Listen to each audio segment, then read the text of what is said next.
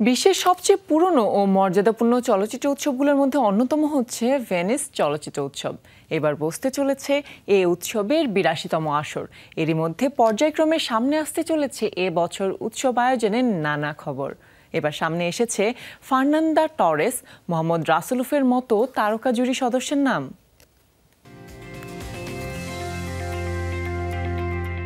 চলচ্চিত্র শিল্পের উন্নয়নে ভেনিস ফিল্ম ফেস্টিভ্যালের ভূমিকা অনেক। ঐতিহাসিক চলচ্চিত্র উৎসবকে সামনে রেখেই এখন থেকে নেওয়া হচ্ছে বিভিন্ন উদ্যোগ। ইতিমধ্যেই ঘোষণা এসেছে সঞ্চালক ও উদ্বোধনী সিনেমার নাম, পাশাপাশি বাছাইকৃত সিনেমা। সম্প্রতি জানা গেছে ভিন্ন ভিন্ন বিভাগে জুরিদের নাম।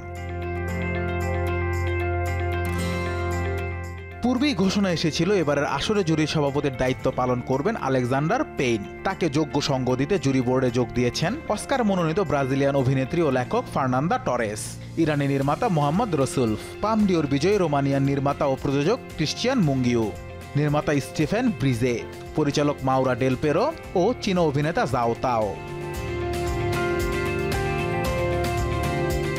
এবছর সেরা চলচ্চিত্রের জন্য গোল্ডেন লায়ন অ্যাওয়ার্ডে সেরা সিনেমা বাছাইয়ের পাশাপাশি এ বিভাগের জুরিরা অন্যান্য বেশ কিছু বিভাগের সেরা চলচ্চিত্র বাছাইয়ের দায়িত্বে থাকবেন। এর মধ্যে উল্লেখযোগ্য হচ্ছে সিলভার লায়ন গ্র্যান্ড জুরি পুরস্কার, সেরা পরিচালকের জন্য সিলভার লায়ন, সেরা অভিনেত্রীর জন্য কোপ্পা ভলভি, সেরা অভিনেতার জন্য কোপ্পা ভলভি সহ আরও বেশ কিছু বিভাগ।